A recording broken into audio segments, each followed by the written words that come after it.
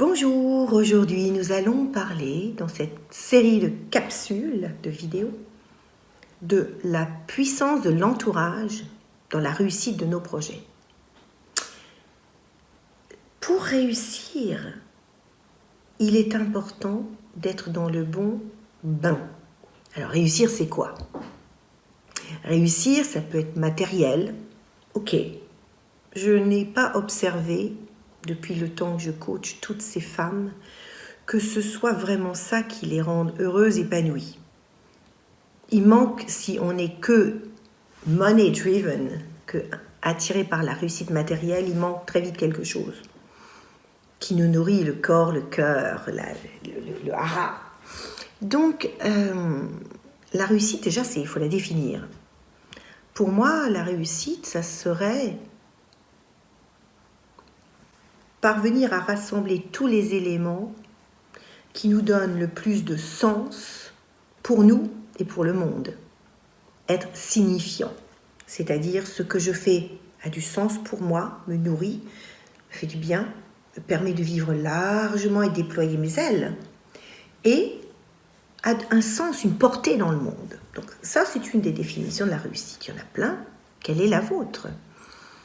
Mais ce dont je suis certaine, c'est que ce qui va permettre de déployer notre réussite, et elle peut varier au fil du temps, on peut réussir dans un domaine, puis dans un autre, on peut réussir une vie purement personnelle, professionnelle, on peut réussir une vie artistique, on peut réussir à développer une intériorité. Enfin, la réussite, c'est quelque chose qu'on va en effet atteindre, qu'on a profondément le désir d'atteindre. Okay. Eh bien, l'entourage est déterminant.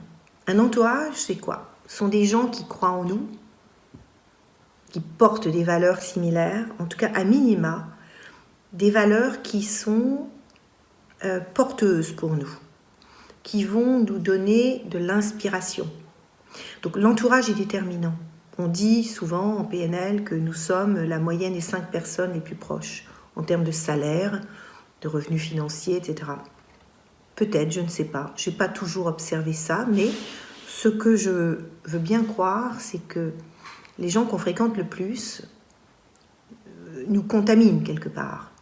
Et souvent, quand on veut changer de voie et réussir autrement sa vie, y mettre une dimension plus vaste, plus puissante, peut-être plus visible, l'entourage peut avoir peur. Peur pour nous, peur pour lui. Et donc, peut nous freiner. Dans toutes les personnes qui déploient des nouvelles activités, on voit que c'est un peu compliqué parfois, au point qu'on peut leur conseiller, et que je leur conseille d'abord de le faire tranquillement, en solidifiant à l'intérieur, avant de le partager à l'extérieur. L'entourage, c'est aussi s'entourer de coachs, de gens qui ont fait le chemin, de mentors, qui ont déjà fait le chemin et qui vont nous montrer une direction, qui vont faire gagner du temps. Donc, la question que j'ai envie de vous poser aujourd'hui, est-ce que votre entourage est suffisamment porteur dans le projet de réussite qui est le vôtre? Et sinon, comment pouvez-vous faire en sorte que vous puissiez aller plus loin malgré, en dépit de cet entourage qui n'est pas convenant, qui n'est pas le plus porteur?